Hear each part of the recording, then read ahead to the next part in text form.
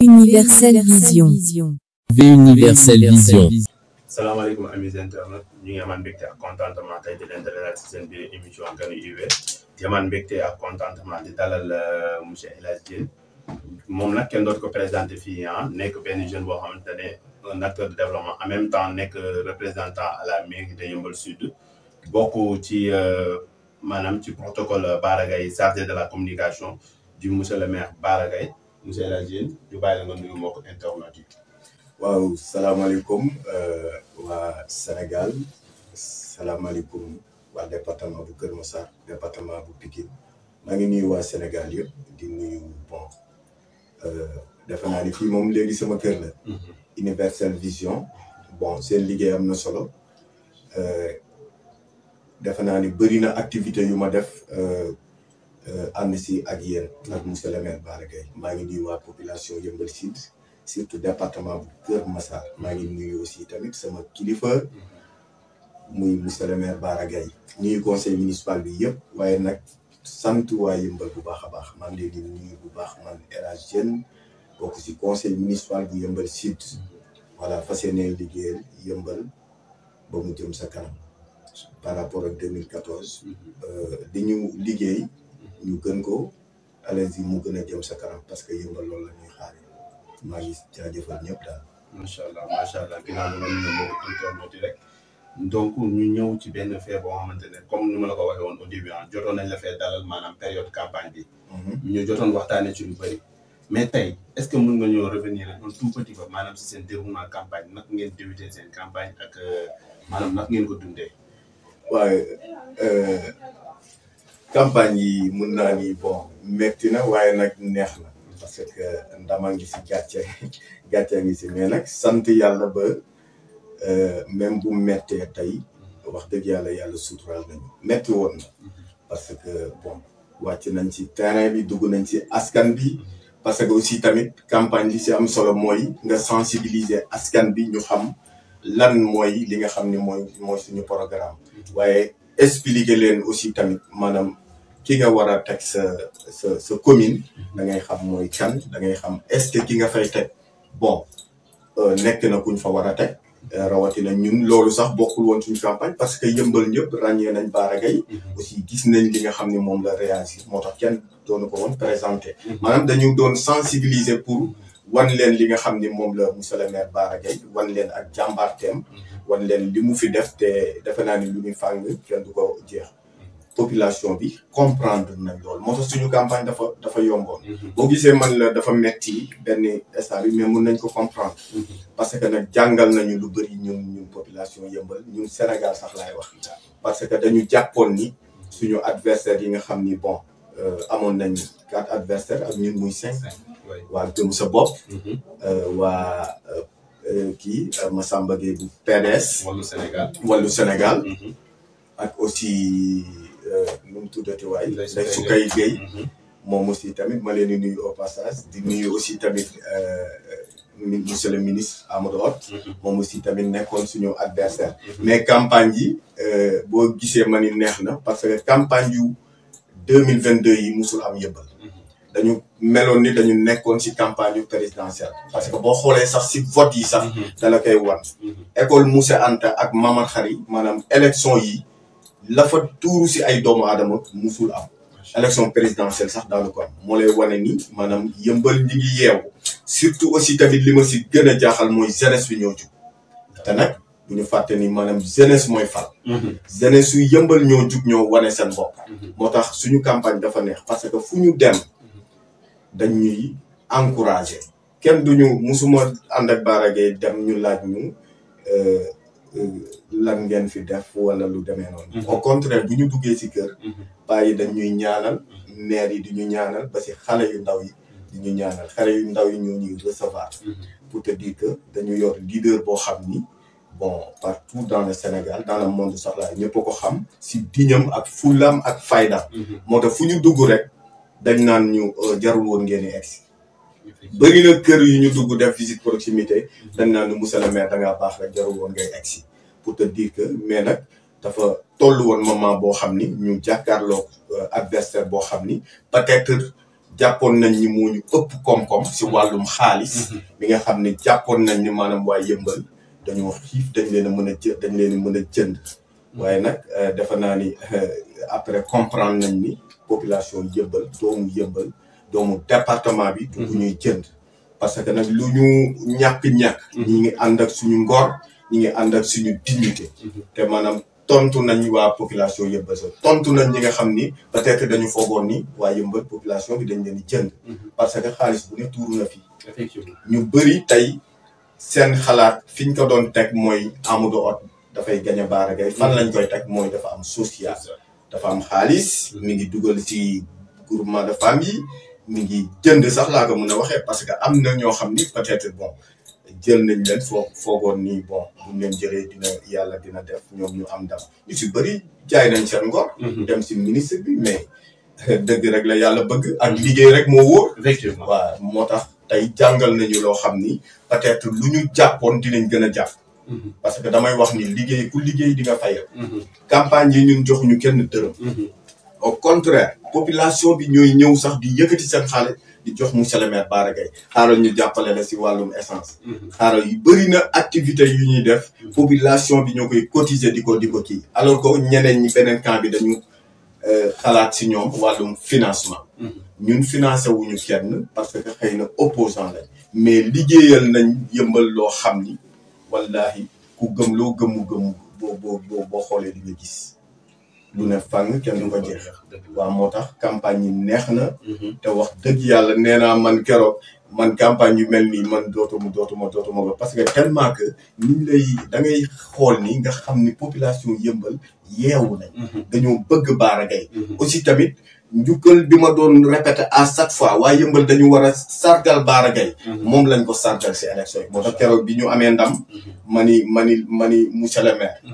tey sargal bii laa doon xool laa doon xaal parce que dama ni woon damay def sargal Bara Gaye avant élection yi ma ni non du ma ko def Yëmbal laa bëgg ñu def ko moo tax chaque jour dama doon wax si élection yi mooy ko Yëmbal bu ñu ñàkkee fayda ba jële fi Bara Gaye wallahi dinañ yëkkati seen loxo dóor comme ni ñu diggante président Macky Sall ak Abdoulaye Wade ni mu meloon noonu lay demee dinañ mere ku leen deful dara parce que nag moom moo fi ne te wax dëgg yàlla population bi wane nañ ci mais moo tax daal élection yi daal sant yàlla élection yu mënti ñëw na mel ni bii wala mu raw ko te dañoo am adversaire boo xam ne aussi tamit dafa neex a jaay macha allah mu nekk ay kàddu yu am solo yàlla def ngeen nekkoon fi de 2014 jusqu'à 2022 yàlla defaat ngeen jëlaat nguur gi donc foofu maanaam ban yëg-yëg maanaam ngeen am par rapport ak victoire bi leen yàlla may ak ñaata pourcentage ngeen gagné. xam nga loolu li ma si mën a kii rek maanaam kontante bi amul fu mu commencé amul fu mu yem nee naa man élection yu mënti ñëw wallahi dama ni man bii mooma dàqal parce que 2014 nekkoon nañ ci terrain bi di campagne mais melul woon nii mais 2022 wax dëgg yàlla boo xoolee si département bi yëpp da nga naan Bara Gaye ngay tudd ak Amadou Hott parce que ñoo animé campagne boo xoolee par rapport ak Yëmbal Nord doo fa gis dara animation bi yëpp fii la féete Yëmbal si te kat moo ko waral mooy Bara Gaye parce que nag yàlla mooy maye lépp da ngay xam ni mbiru yàlla la Bara Gaye yàlla moo ko jàppale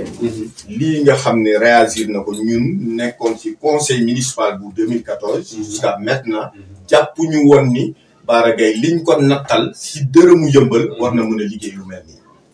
ñun ñi conseil municipal bi dañoo bett moo tax ndam li dañ ciy content aussi dañ ciy fier man nag personnellement nekkuma woon kuy tiit ci élection yi parfois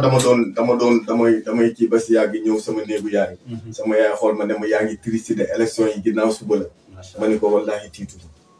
ma ni ko yow ñaanaata awma lenn lu may tiit bu ma tëddoon ba tuddi ñu ne ma Bara Gaye dañ ko gagné sax duma ko gëm man dama gëm ni dañuy gagné parce que liggéey nañ loo xam ni war nañu mën a war population Yëmbal comprendre nañu ba war ñu mën a tegaat si commune bi pour ñu def deuxième mandat moo tax aw ma woon lenn lu ma si tiit kontaan nañ si ñoo kay santé waa yëmbal surtout la jeunesse parce que wane nañ ni jeune moo yor réew effectivement aussi Bara Gaye dafa am léegi lu doy waar loo xam ni bëri na politiciens yoo xam ne amuñu ko dafa nekk xale nekk jeune fekkoon fii commune bi ñetti maire jaar fii lii mu am dëgg la même vrai que xale la parce que biñ koy fal dañ ñu woon munul xale la amul capacité pour jiite yëmbal mais gis nga bi mu diggante 2014 jusqu'à maintenant gis nga ni yëmbal si animation bi si la amee yëmbal fu ne nga koy dégg effectivement c'est grâce à lui monsieur le maire Bara Gaye moom moo tax fépp foo taxaw sax ne doomu yëmbal la ñu respecté la parce que moom moo ko liggéey d'accord moom moo ko liggéey moo tax jeunesse bi comprendre population bi kontaan comprendre ni ci wax dëgg yàlla ay la yëwan buñ ko fi jëlee wallahi dootuñu gaaw a am ku mel ni moom nañ ko ñaanal nag parce que li tax ñu koy ñaanal ki la jox ndekki bu la diggee añ war nga ko gëm man damaa jàpp ni monsieur le maire Bara Gaye en tant que doomu yëmbal ñun population man personnellement topp ànduma ak moom di ko jàppale ngir dara bu amee ndam yëmbal na si gis seen bopp ndamu yëmbal moo ma ñor mais dama ko fas yéene accompagner ba dugal ko biir palais te lu ma gëm laay wax te nag sama baat ci kaw man benn politicien feesul sama bët ku dul Bara Gaye parce que li may wax chaque jour moom Ablaye Wade moo ko jàngal man Bara moo ma jàngal te moom laa gëm si politique moom laa gëm parce que nag politique nekkul lu bon parfois nga gis ñuy saboter mais politique jaamu yàlla bu rëy mi ngi si parce que ñun ñi nga xam ni takkal nañ ñu ndomba tànk nekkul lu ndaw waaye nag man dama jàpp ni ñun ñooy bay faalu askan bi parce que dañuy bàyyi suñuy liggéey dem ci conseil municipal bi lu bu Bara Gaye waree def loo xam ni arrangé wul yëmbal man élage ma ni ko lii doo ko def changer doxalin conseil municipal bi aussi tamit loolu lañ ko mën a jàppale moo tax conseil municipal bu 2014 ba 2022 ñoom mun naa leen considérer ñoo jël meilleur maire du Sénégal parce que ay jàmbaar lañ dañ fa nekkoon di xool li nga xam ne moom mooy jëmale askan bi kanam di xool li nga xam ne moom mooy jëmale yëmbal kanam conseil municipal bii toog na ñu am si ñoom yaakaar war a ànd ak monsieur le maire Bara Gaye am nañ njott bu rafet ni dinañ liggéey li nga xam ni liggéeyoon nañ ko diggante 2014 jusqu'à boobaa yëmbal leneen la ñuy wax macha allah si sa biir wax su ma la déggee dafa mel ni que ni la population de maanaam jeunesse su yëmbal ñoo falaat Bara Gaye non si jeunesse su xam nga fal bu njëkk nit ki mën maanaam askan bi mën nañ la fal bu njëkk waaye deuxième mandat yow yaa koy fal sa bopp Bara moo fal boppam parce que dafa liggéey population bi comprendre ni kii wax dëgg yàlla ay la yëwan lañ ko fi tegee def na ko moo tax yëmbal jeunesse bi ñoo jugal seen bopp et que pourtant ñu ngi leen doon wax à chaque fois ngay dégg gars yi yenn critique ñi naan un maire sans bilan ñi naan ñi naan maanaam moom léppam rek ci maanaam ci ay place publique ainsi de suite si loolu rek la ko basé wu. ah mais xam nga tamit ñooñu. xam nga say adversaire politique. loo baax mënuñu laa baaxal. ñoom dañuy sànni seen tarak parce que loolu la ñu am. xam nga tey Bara Gaye dafa wax lu am solo. xam nga ministre bi li ma xam si politique sax xamu ko man élage parce que xam nga lan moo gën a ñaaw. nga ñëw fekk sa rak di góorgóorlu liggéeyal askan bi yow nga ni da ngaa bëgg commune bu yëmbal te yow nga tiitaroo ni fa nga dëkk nga gis ko même bu fekkee bon dañuy politique période élection la ñu nekk communication bi waroon na gën a mën a rafet parce que ku xam Bara Gaye mun nga ni place publique mais mun nga si teg aussi collège bi nga xam ne bokkul si compétence mun nga si teg police mun nga si teg centre commercial Al Maktoum mun nga si école élémentaire mun nga si tudd aussi école Madi Ndiaye bi nga xam ne yokk na fa 7 classes mun nga fa tudd aussi tamit école monsieur Anta bi nga xam ne def na fa ay bureau ak Mamar Khady mun nga ko tudd aussi tamit Mamadou Ndione mun nga fa tudd aussi tamit ay permis de conduire yi nga xam ni maye na ko kon defe naa ni yi ma fi lilagum ëpp na fukk mun nga si tudd aussi tamit muy bibliothèque bu waagaan Ndiaye bi nga xam ni jagleen nañ ko étudiants yi pour te dire que ñun li ñu munoon ci élection yi mooy sensibiliser askan parce que ñu bëri comprendre ñu tey Bara day tabax collège. nit jóge fële te ñeme yàlla mënul weesu. yow en tant que nga bokk ci conseil municipal bu 2014. ñu dégg la nga yor sa micro reer ba suur naan sa boisson jàkkaarloog télé bi nga naan Bara Gaye tabaxu fi centre commercial wala defu fi dara. te yow nga bokk ci ñi nga xam ne ñoo ko voté. loolu yabaate la yab askan bi la. te loolu yëmbal tontu na ñun c'est pas que ñun ñooy tontu. yëmbal ñoo tontu. waaw parce que Bara bu liggéeyul woon kenn du ko fàtt. kenn du ko xoolal ñaata voix 4000 voix dañoo 4000 voix li ñu gagné musuñu ko gagné département bi yëpp nag am na ñoo xam ne bon neewoon nañ bu Bara Gaye gagné ñu tagg seen kurus nañu tagg seen kurus mais dama ni bon peut-être affaire far la rek. mais bu weesee loolu yëmbal moo gagné. yëmbal moo gagné man dama doon wax ni bu ñu xeex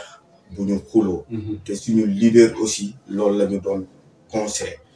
parce que dañ doon ànd ak ay jigéen di ànd ak suñu yaay ñuy nekk plus de 5 heures de temps di ànd di def visite proximité da ngay gis beneen camp bi attaqué ñu histoire monsieur le maire Bara Gaye ne nañu dévier parfois ñun dañuy jël ay mbedd yoo xam ni du woon suñu yoon mais pour dévier bañ a daje suñuy adversaire pour tension di am parce que ku ne xam na ni njëkk nañ ñu woon attaqué nañ kër Bara Gaye def fa lu ne yàqati ba te pourtant yaayam ni ngi tëdd feebar mais bon am na loo xam ni bon doomu yëmbal waru koo def waroo ñëw sax di imposer doomu yëmbal di dugal seen bopp yoo xam ne mooy loolu yëmbal dañoo civilisé dañoo bëgg seen bopp banditisme amu fi mais yow boo ñëwee di kii yooyu dafa mel ni yow da ngay chantage askan bi franchement voilà mais nag baal nañ leen ñoom ñëpp li may wax rek keroog monsieur le maire wax na ko mooy Macky Sall ñun bëgg nañ ministre te comme Amadou Hott yàlla def na mu nekk doomu yëmbal nekk ministre nañu ko fi bàyyil mais ñoom waa APR lay waxal ñoom waa APR ñoom ñëpp seen coalition boobu ñu defoon ñun man duma politique du tax ma noono kenn bu ñu gañee am na ñoo xam bi ma dajeek ñoom si école bi dañoo joxante loxo parce que ku gañe yëmbal moo gañe Amadou Hott bu gañe woon yëmbal mooy gañe ñun ñi si kii ñoo si saltel rek mais yëmbal moo gañe moo tax ñoom ñi nga xam ne ñooy waa APR bu fekkee li ñu wane woon si 2022 bi si campagne bi di dugg di ko wax askan bi bu fekkee dëgg la si ñoom ngi lay war a suuli dañ ko continuer Amadou Hott na continuer li nga xam ni mooy yoon bi nga xam ni da ko doon def comme doomu yëmbal la te yëmbal dañ ko soxla na continuer si méthode bi mu doon bu fekkee na dëgg la na xëcc Bara Gaye xam ne rakkam la bu fekkee am na lu mu koy jàppale mu jàppale ko parce que yëmbal dofuñu xam nga tey bu ñëwoon ne bokk yëmbal gis na li nga xam ni moom la monsieur le maire Bara Gaye def sama rakk la bon ku ma naw la et puis ñun ñëpp nangul nañ ni ko wax dëgg yàlla ay la yëwan si département bu Pikine ak Kër Massar mooy ci gën a liggéey même bu fekkee damaa bëgg mairie bi boo waxee loolu ba pare mais nga teg si ne comme moom dafa liggéey man en tant que ministre nomba tànk bi ma takk bëgg naa waa yëmbal bénéficier wu ba li Bara Gaye def ma def fukkam loolu moo doon communication bi mais tey ki liggéey ba yëmbal yëpp xam ko nga taxaw di ko xarab kooku yëmbal ñooy juger seen bopp parce que Sénégal bugguñu ku ñuy xaw ma nuñ koy waxee bugguñu ku ñuy tuutal waaw ku ñuy tuutal quoi parce que nit ki bu defee nee ko waaw góor dafa baax bu ko defee de mais nit ki def ñëpp xam ni dafay def nga taxaw di ko saboté askan bi ñoo lay xaar ba nga pare moo tax déggoo li gars yi de li jigéen de Amadou dañ koy mbaraan dañ ko doon mbaraan lekk xaalisam après ñu dem voter Bara Gaye ñun ki ñu sant la mais yéen vous ne pensez pas que loolu bokk ci stratégie politique stratégie politique maanaam c'est stratégie politique maanaam question de bonne guerre quoi peut-être da ko doon waxee noonu pour mën a am pour mën a am le maximum. waaw mais Amadou moom si ñoom si boppam sax laay wax. xam nga bu may wax sax day mel ni Bara Gaye. Amadou kese mu nekkoon adversaire. ñoom laa la wax ñoom ñi nga xam ne dañoo def seen coalition ñoom waa APR. ñoom li tax ñu def ñu def coalition. xëcc Amadou. te ñoom ku si nekk mënoon nga nekk candidat. c'est parce que xam nañu waa ji ndaanaan la. te waa ji coomo du jàkkaarloo ak moom. moo tax ñu def seen coalition. c'est normal moo tax stratégie bii ma ko jox. moom la waroon parce que waa ji moo ko gën a neex làmmiñ moo ko daa ko communiquer. moo ko gën a bandi. moo tax warul woon ñëw ak moom foofu. d'accord moo tax gis nga élection yi ni mu demee fu Bara Gaye taxaw ñëppay reetaan parce que si politique la bokk mais moom stratégie boobu waroon na xam ne Bara Gaye moo ko daal voilà. d'accord mais yow ci côté boobu est-ce que yéen vous êtes maanaam su fekkoon tey jii nii le ministre Amadou ñëw na leen tànn la mel ni ñëw leen ñu léegi est-ce que yéen pare ngeen pour dem pour ànd ak moom liggéey. ah mais xam nga liggéey. ñëw ne dama bëgg sama commune. dama doon xeex sama commune waaye perte na.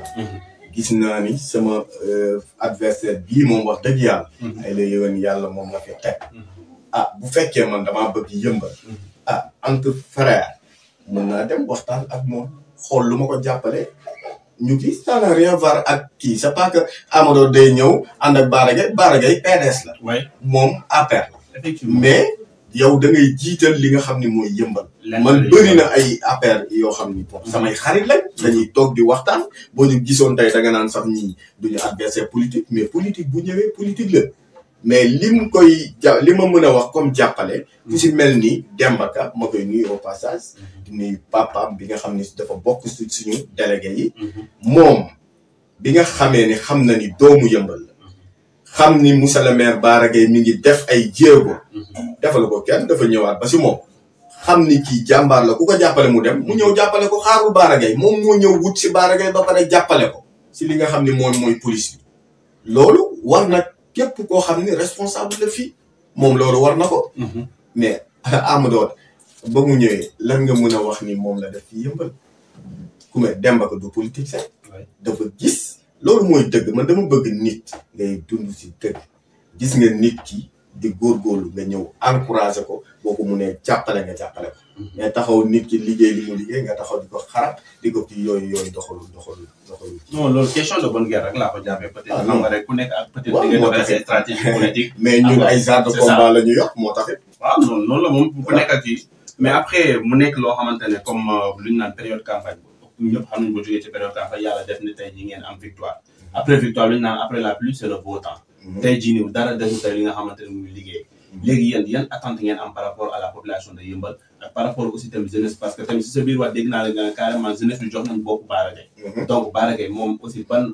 apport la am par rapport à la jeunesse ci programme. waaw xam nga tey yàlla def na ni. dañuy sant yàlla bu baax. ba nga xamee ni yàlla jox nañu ndam li et puis bon mérito nañ ndam li. wax dëgg yàlla. di ñaanal. monsieur le maire Bara Gaye yàlla guddal fanam yàlla may ko wér ba li nga xam ni moom la nam mu si yëmbal mu def ko fi mu toll nii nag ñi ngi soog a installé voilà defar nañ suñu bon feuille de route voilà defar nañu suñu feuille de route fal nañ suñuy adjoint ku ne xam na ne dañu bokkoon si élection dañ ko bokkoon ak coalition Yewwi Askan Wi ma leen di nuyu bu baax a baax a baax mention spéciale coalition Yewwi Askan Wi dañ ko bokk ak ñoom defar nañ suñu bureau municipal fi mu toll nii dañuy installé dañuy kii nu mu tuddati voté nañ commission yi aussi ku si nekk jël nga li nga xam ni moom la yëmbal dégg man personnellement ñu nommé ma président communication au niveau de Yeumbeul Sud voilà ça c'est de la communication ñu war ko liggéey ba nga xam ni bon yëmbal dinañ comprendre léegi nag li des mooy dañu nekk ci orientation budgétaire moo tax fi mu toll nii mënaguñ teg dara ci loxo parce que ñi ngi nekk ci liggéey waaye nag am nañ yaakaar ni ñun conseil municipal bi li ñu nam ma liggéey ak monsieur le maire Bara Gaye incha allahu rabbi yàlla dina ko sotti parce que nag yëmbal gis nañ li nga xam ni moom mooy jafe-jafe yi infrastructure moom kenn dootu ko wax booy wax da ngay wax cadre de vie xam nga assainissement donte bokkul ci compétence su mairie mais ñun chaque fois dañ ci dugal suñu loxo cadre de vie bi daal moo tax bon foofu damay rappeler ñi nga xam ne ñooy population Yeumbeul Sud parce que ku ne xam na ni nit ki bu fekkee da nga ko fal da nga ñaan yàlla mu liggéey boobu nag ñi ngi ko xaaraat ci population Yeumbeul Sud ñoom lañ ko delloo parce que nag am na loo xam ne boo koy liggéey dina am loo xam ne di nga ko effacer parce que tey boo nee yëmbal ak ni mu demee nga bëgg defar cadre de vie bi ñoom waa population bi ñoo war a comprendre monsieur le maire Bara Gaye pour ñu jàppale ko si li nga xam ne moom mooy liggéey bi bon ñu seetal dëkk bi lañ fi tere ñu bàyyi ko ñu fu ñu defar ñu fexe di ko kii parce que da ngay gis ñu tabaxal la benn place publique toppatoo bi si war sax mun a donte maire bon peut-être dina def ay agent dina mais yéen ñi nga xam ne yéen a dëkkee côté boobu yéen a ko mën a jàppale yéen a ko mën a setal lu mel ni tari karo bi nekk Thierno Ndiaye tey ku ñu ko fi mën a defar ñun dañu war a am mat boo xam ne dañ ko war a toppatoo muy environnement di muy set te loolu population bi ñoo la koy kii parce que Bara Gaye du question ne moom mooy taxaw naan leen set leen population bi ñoom ñoo ñu koy kii surtout aussi tamit la jeunesse effectivement ci wàllum entretien parce que ku wax dëkk waaye wax set aussi ndax gis nañ feebar yu bëri yeeg ainsi de suite waaye mu doon lu am solo donc ñu revenir à un tout petit peu ci mooy li ma doon wax sànq maanaam certes nga ne wàllum assainissement bokkul ci domaine de compétence du maire mais normalement yëmbal war na toll foo xamante ne wàllum assainissement kenn waratu ko fay kaas parce que gis nañ à chaque fois bu inondation amee rek ñenn ñi si ay jafe-jafe la ñu nekk waxuma la sax période hivernage bu jotee rek borom kër yu bëri dañuy tiit parce que ñu bëri seen kër yi day ball donc est-ce que moom monsieur Bara Gaye préparé no à cela pour mën a ut benn solution par rapport ak ci affaire boobu noonu waaw xam nga wàllum assainissement xam nga tey état yow leer na leen ki nga xam ne dafay liggéey si compétence yi nga xam ne dañ ko dénk ba liggéey li nga xam ne bokkul si compétence am wax dëgg yàlla mi ngi jéem te bu fekkoon ñun collectivité locale dañu delloo yenn compétence yi dañ koy liggéey mais nag yàlla def na ni bokku si mais akas néew ñi ngi ciy jéem parce que ku ne xam na ni yëmbal ni mu bindoo amul canalisation ak ku fi mënta nekk te maanaam problème bi arrangé wuñ ko noonu lay demee mais ñun ay la yoon yàlla def na fu yëmbal taawee dinañ def la maximum li nga xam ni moom lañu dinañ jël suñuy oto dinañ jël suñuy carburant dinañ jël ay pompe parce que amaguñ canalisation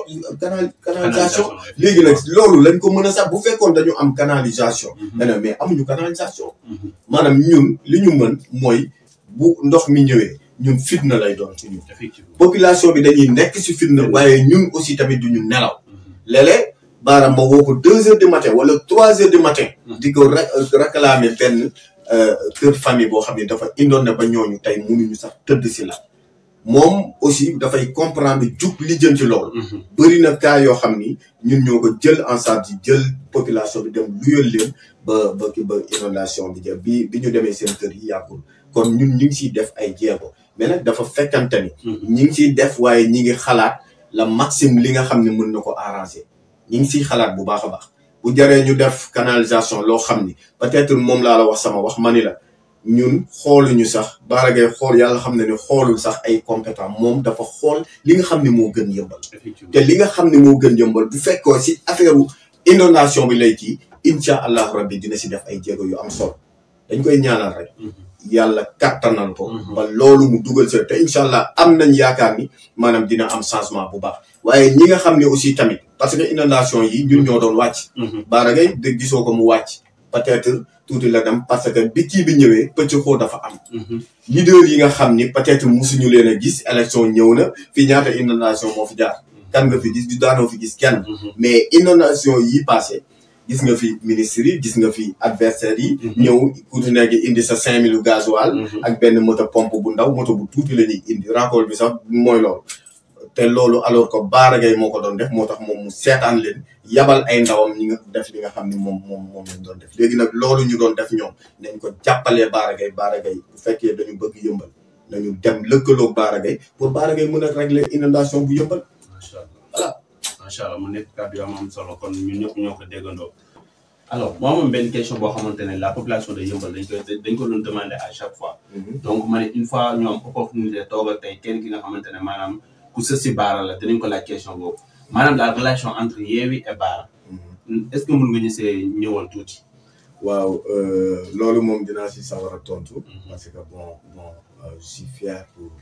pour ànd ak Bara Gaye dugg coalition Yewwi Askan Wi parce que bien vrai que Bara Gaye dañ ko doon gis si muy génne feneen élection locale ñi ñi comprendre nañu parce que ñu bëri dañ doon posé wu question ni Bara Gaye lan moo tax mu demee Yewwi Askan Wi Yewwi Askan Wi même PDS bi nga xam ni tey créé nañ Wallu PDS ñoom sax demoon na waaye aussi tam Bara aussi nekkoon aussi tamit doomu Yëmbal demoon mais tey bi mu ñëwee waa Yewwi Askan Wi cërale ko sargal ko nangul ko li nga xam ni moom mooy wax dëgg yàlla kenn gënu ko Yëmbal moo tax ñoom seen ngor mayu leen woon maanaam ñuy teg benn candidat muy waa Khalifa Sall muy Taxawu Dakar muy waa Pastef muy waa PUR ak yeneen mouvement de soutien yoo xam ne Malick Gakou aussi ñoom ñëpp ñu bàyyi ku si nekk amoon nga capacité pour jiital sa parti kenn pour mu jiite Yëmbal mais ñoom ñëpp dañu bàyyi li nga xam ni moom mooy seen cër ne Bara Gaye lañ koy jox mu doonoon sas bu rëy moo tax Bara Gaye bi muy njëkk a intervalle bi ñuy njëkk a réunion bi ñu defee coalition bi dafa toog waxtaan ak ñun mu ne ñu ngi lay war a suuli bu ma kenn mere parce que campagne yi nga xam ne dañ ko doon def dootul mën a nekk may ànd ak samay nit parce que lu ñëpp bokk dañ koy paajoo parce que yàlla def na ni ñoom ñëpp dañoo bàyyi seen cër ñëw cërale ma kon duma ànd ak samay nit yi nga xam ne peut-être dañu jàpp ni dañ ma jege damay dem si coalition bi xool waa Yewwi Askan Wi def sama visite proximité yéen nag ñi nga xam ne mun ngeen def seen visite proximité moo tax ñun personnellement parfois dañuy def suñu visite proximité en tant que kii jàppale Bara mais parfois dañuy dem si Yewwi Askan Wi bi nga xam ni maanaam def groupe parce que Bara ñoom la doon àndal pour def visite proximité yi parce que moom aussi wax dëgg yàlla ñoom Yewwi Askan Wi amuñu lu dul sant leen gërëm leen parce que dañu liggéey bu am solo dañuy yombalal liggéey bi dañu jàppale ma si cité kenn ki nga xam ne moom mooy suñu coordonnateur Babacar Fall nekk Yewwi Askan Wi xam nga ñu seen taxawaay am na solo ku actif la ku jàmbaar franchement ku gëm li muy def xam nga gars yi parfois da nga leen xool da ngay xam ni ñii ndeysaan dañu xër dañoo ñëw mel ni ñoom ñooñu gën a bëgg Bara Gaye te loolu mooy ànd gis nga ay nit bu fekkee da ngeen di tënk kàddu da ngeen a fasante kóllëre da ngeen koy mu dëggu te ñoom dañ ko dëggal ku si mel ni suñu directrice de campagne Aminata Sall madame la maire moom aussi tamit gis nga taxawaayam nekk si Gakou ak waa Sonko yi Seydou Diallo aussi xam nga ñoom ñëpp seen taxawaay Seydou Diallo moo nekk Pastef voilà Aminata Sall mooy ministre Malo ak yeneen coalition yi nga xam ni bokkoon nañ si parce que mënu mën lim si nekk sa pour te dire que mention spéciale waa Yewwi Askan Wi donte daan nañ bëre daan waaye bii moom wax dëgg yàlla ñoom liggéey nañ ci liggéey bu am solo maa ngi nuyu aussi tamit waa PUR aussi li nga xam ni sëñ Moustapha Sy moo ko jiite wax dëgg yàlla ñoom aussi seen taxawaay am na solo léeg-léeg dama leen xool ndeysaan ma yërëm leen ku mel ni Abi Ndiaye aussi ndeysaan jigéen bu jàmbaar nekk xale bu ndaw moo tax liggéey rek moo am solo moo tax defe naa ni moom mooy suñu fal nañ ko adjoint au niveau de Yeumbeul Sud moom si adjoint yi la bokk franchement taxawaayam am na solo coalition bi nag wax dëgg yàlla amuñu daal lu dul kontaan si te di ñaan yàlla mu continuer moo tax monsieur le maire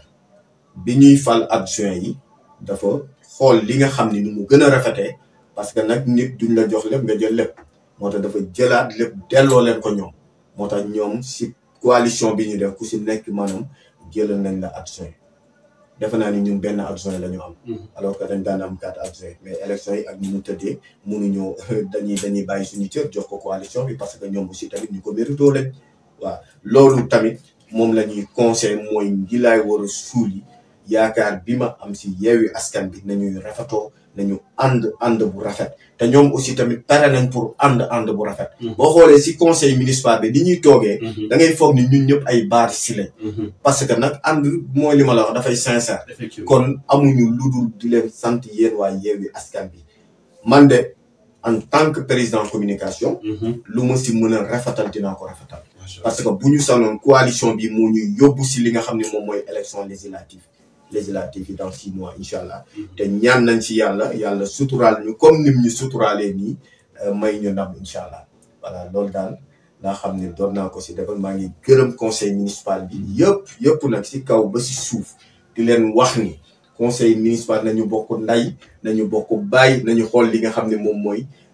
njëriñu population bi loolu daal xam naa ni moom bëggoon naa ko see yow. donc coalition mën nañ ko xaar si législative. waaw mais bien sûr parce que coalition bi nag wax dëgg yàlla bu ñu waxantee dëgg neexul dëgg coalition Yewwi Askan bi moo jël première. si élection 2022 yi. c'est le meilleur partout nag dans le Sénégal. ñun ñoo gagné coalition Yewwi Askan bi moo gagné élection bu 2022 voilà moom lañ ñaan yàlla mu continue ba élection législative yi incha allah yàlla musal ñu si cat lafal ñu cat musal ñu si balaa. waaw parce que gars yi nag booy wax yenn wax sax dañuy mujjee cat quoi dañu bàyyi rek ñu dem bu ko defee élection législative yi ñu jiite département bi gagné ko bu neexee yàlla. voilà loolu daal bëgg nañu. monsieur Elath Diène amoon mbégte ak contentement dalal la fii tey suñu plateau Universel Vision si seen si ganu UV. heure bi nag xaw nañoo xool tuuti ñu bàyyi la nga wax sa dernier mot ak ban message ngay lancer par rapport à la population de Yeumbeul. waaw xanaa di sant yàlla. di sant yàlla bu baax a baax di wax alhamdulilahi rabbil alamin parce que ñun wax dëgg yàlla def na ni bi ñuy dalee liggéey ak Bara Gaye yàgg na te chaque jour ñu ngi siy gis ndam moom aussi tamit xam na aussi tamit fi ñu ko teg. damay wax ni maanaam politique gu ñu pour cëroo waaye dañuy politique pour jàppale ko si li nga xam ne moom lay def. maa ngi nuyu aussi tamit seen site bi Universel Vision. fii sama kër la. waaw fii moom sama kër la moo tax keroog biñ ma nommé chargé de la communication. bu Yeumbeul Sud. dama woo Xaasim ne ko yéen aussi tamit am ngeen si wàll. moo tax dama leen koy wax en direct. am ngeen si wàll parce que doomu Yeumbeul ngeen. te aussi tamit lii dañuy ñaan yàlla mu dem ba nekk télé. waaye aussi tamit ne si population bi gis seen bopp. maanaam di dugg si population bi ñun man tey en tant que président communication daf may jàppale may lire université di gis réalité yi nga xam ni peut-être am na foo xam ne mënu ma fa egg. ba defee ñu mun ko jooy si li nga xam ne moom mooy conseil municipal bi. parce que tey xalaatu sax xalaat ak xalaatu keneen la ñuy weccoo yóbbu ko si conseil municipal bi. ne monsieur le maire Bara Gaye problème mu askan bi mooy lii moom la ñuy teg kon na ngeen gën a dugg si askan bi aussi tamit bëgg nañu. lépp loo xam ni par rapport ak 2014 ba 2022. gis nañ ni communication bi doon na jàll waaye dafa desoon lu bëri. parce que moo tax ñu bëri comprendre ñu parce que da nga doon liggéeyu Bara Gaye ñu ne la nga gis ku ne la yooyu yëpp nga wax fan la nekk. te pourtant alors que dafa xamul mais bu si nekk mën naa la yóbbu fi nga nekk. effectivement léegi ma nekk fa di ko expliquer naa mu ne ma ah bon kon yooyu yëpp am na si Yeumbeul. ma ne ko mu ne ma ñun de xamul nekkuñu si lii. pour te dire que communication bi moom moo des. te communication boobu xaar nañ ko si mandat bii nga xam ni fas yéene nañ def li nga xam ni lu ëpp li nga xam ni defoon nañ ko 2014 jusqu'à 2022. bu ko defee yéen ñi nga xam ni. yéenay leeral affaire yi. ngeen gën ñu si jàppale. li nga xam ni parce que ku def lu baax aussi dañ koy fësal. war nañu bëgg nañu aussi tamit bu ñu yàlla dimbalee. ñu tabax fi lycée technique boo xam ni prévoir nañ ko bokk na aussi tamit suñu liggéey. bëgg nañ finaliser aussi tamit li nga xam ne moom mooy terrain central bi nga xam ne gazon synthétique la. boo xam ne bëgg nañ ko inaugurer ici. bëgg nañu aussi tamit inaugurer li nga xam ne moom mooy terrain basket bi nekk nu mu tuddati. Farba bëgg nañ ko inauguré incha allah pour te dire que ñun moom defe naa ni Bara Gaye moom am na benn pas bu ñu seet si mu ne ñun bi nga toogee la ñu xam inauguré. mosu ñoo xam inauguré. bëgg nañ aussi tamit li nga xam ne moom mooy jeunesse bi si wàllum sport monsieur le maire dama ko koy wax chaque jour. sport bi bëgg nañ si liggéey bu baax a baax ak li nga xam ne mooy mandat bu bees bi bëgg nañ aussi tamit. tabax aussi tamit ay cité loolu moom du ma tudd tur bi parce que Bara mi ngi koy tudd après dinañ continuer parce que bugguma wax loo xam ni moom defaguñ ko mais am nañ si yaakaar yooyu yëpp incha allah dinañ ko def bu weesee loolu maa ngi sant waa Yeumbeul maa ngi sant notable yi nekk Yeumbeul chef de quartier yi imam yi jeunesse bi suñu yaay ñoo ngi sant ñëpp di leen wax ni seen taxawaay am na solo moo tax nee naa monsieur le maire Bara Gaye Yeumbeul dañ la sas donte sargal nañ la waaye dañ la sas fi mu toll nii bien vrai que mun nañ kontaan waaye nag bu ñu xalaatee am na lu ñu yenn lu diis loo xam ni maanaam defar rek moo ñu war liggéey kese moo ñu war kon yéen population bi population Yeumbeul Sud am nañ yaakaar dërëmu Yeumbeul ak ni ngeen ñu dénkee Yeumbeul fas yéene nañu liggéey si liggéey bu mucc ayib ba nga xam ni li ngeen gisoon xar kanamu Yeumbeul dina gën a changé yaakaar naa ne élection yi kii élection mairie 5 ans lay am bëgg nañ avant 5 ans yii jeex Yeumbeul dinañ ko dégg fu ne incha allah parce que loolu la ñu fas yéene def incha allah maa ngi gërëm aussi tamit sama sëriñ sama xarit Cheikh Gallo Thiaw Laye Cheikh Gallo jërëjëf comme ni la ko monsieur le maire waxee jërëjëf ragal féete dafay xañ a wërsëg ni nga bëggee monsieur le maire Bara Gaye ñun ñoo la bëgg ba mu jeex te incha allahu rabbi ndam rek ngay am bu neexee yàlla maa ngi sant ñëpp voilà waa maa ngi jéggalu dafa am koo xam ni mën naa ni si moom sax laa waroon njëkkee muy suñu benn conseiller bi nga xam ni yàlla dafa génn àdduna tey muy madame le maire Aminata Thiam waaw mu génn àdduna ñoom tey massawu di ko massawu njabootam di ko wax ni fa mu nekk yal na ko gënal fi mu jóge njabootam yal na leen yàlla may xolu mu suñu yaay la joo xam ne ju baaxoon si conseil municipal man sama xarit la keroog rek bi ñu gañee ndeysaan maa ngi ko fekk ma yor benn photo Bara Gaye mu ne ma non bii moom dama koy carte def ko sama néeg pour te dire ko yal na ko yàlla yërëm liggéeyal na Yeumbeul liggéeyal na askan bi yal na ko yàlla yërëm te xaare ko àjjana metti na loolu wax dëgg yàlla ñoo ngi koy massaw ñëpp Yeumbeul yëpp macha allah.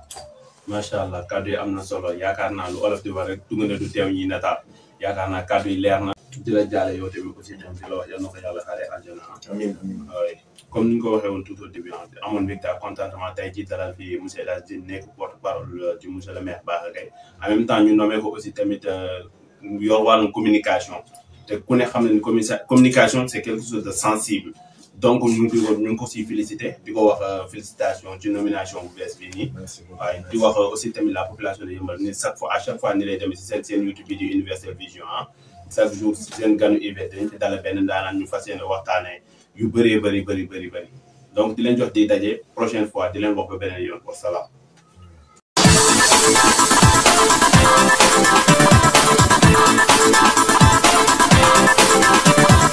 Universel Vision. Universel Vision.